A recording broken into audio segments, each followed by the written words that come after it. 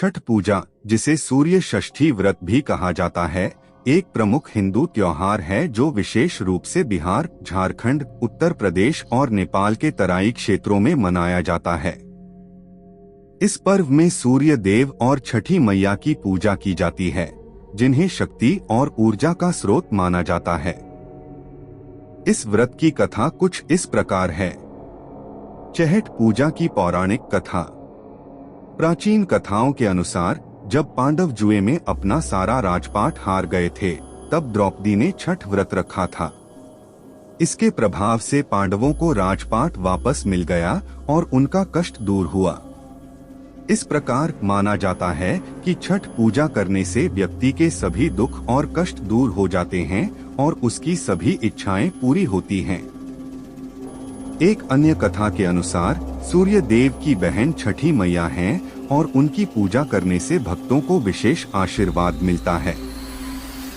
छठी मैया बच्चों की रक्षा करने वाली देवी मानी जाती हैं, इसलिए इस पूजा में संतान सुख और परिवार की खुशहाली के लिए व्रत और उपवास किया जाता है। रामायण और महाभारत से जुड़े प्रसंग। रामायण के अनुसार भगवान श्री राम ने जब अयोध्या लौटने के बाद माता सीता के साथ कार्तिक शुक्ल षष्ठी को सूर्य देव की पूजा की थी। उन्होंने उपवास रखकर सूर्य देव को अर्घ्य दिया और उनसे आशीर्वाद प्राप्त किया। इस पूजा से उनकी मनोकामनाएं पूर्ण हुईं और तभी से छठ पूजा का चलन शुरू हुआ। महाभारत में भी इस व्रत का उल्लेख मिलता है। ऐसा कहा जाता है कि द्रौपदी और पांडवों ने भी सूर्य देव की उपासना की थी और उनकी कृपा से पांडवों के जीवन में सुख शांति और समृद्धि का संचार हुआ था। इसलिए इस पूजा का महत्व बढ़ गया और यह परंपरा के रूप में आगे बढ़ी। विज्ञान और प्रकृति से संबंध। छठ पूजा में प्रकृति की पूजा का विशेष महत्व है। इसमें लोग नदी, तालाब या किसी जल स्रोत के किनारे खड़े होकर सूर्य को अर्घ्य देते हैं, जिससे जल के प्रदूषण से बचाव का संदेश भी मिलता है। इसमें सूर्य की ऊर्जा को जीवनदायिनी माना गया है और इस प्रकार यह प्रकृति के प्रति सम्मान का पर्व है। छठ पूजा की प्रक्रिया। छठ पूजा 4 दिनों तक चलती है और इसमें निम्नलिखित विधियां होती हैं।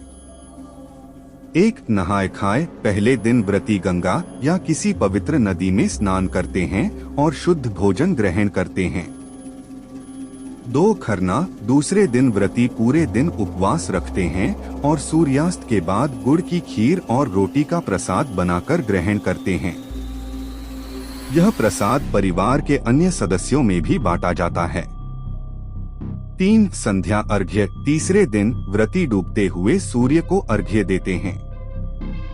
इसे बहुत शुभ माना जाता है और इसमें महिलाएं पारंपरिक गीत गाती हैं।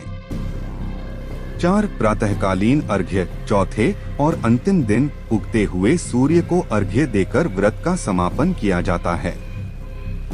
इस दौरान व्रती अपने संकल्प को पूर्ण करते हैं और छठी मैया से आशीर्वाद प्राप्त करते हैं।